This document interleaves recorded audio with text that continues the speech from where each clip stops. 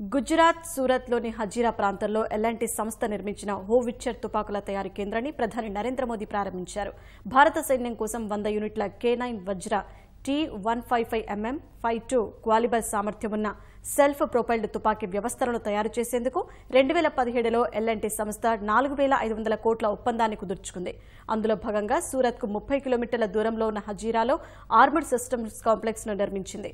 Private రంగంలో ఈ తరహా నిర్మాణం ఇదే తొలిసారి కాగా కాంప్లెక్స్ ను ప్రారంభించిన ప్రధాని అనంతరం K9 వజ్ర హోవిట్జర్ ను స్వయంగా నడిపారు.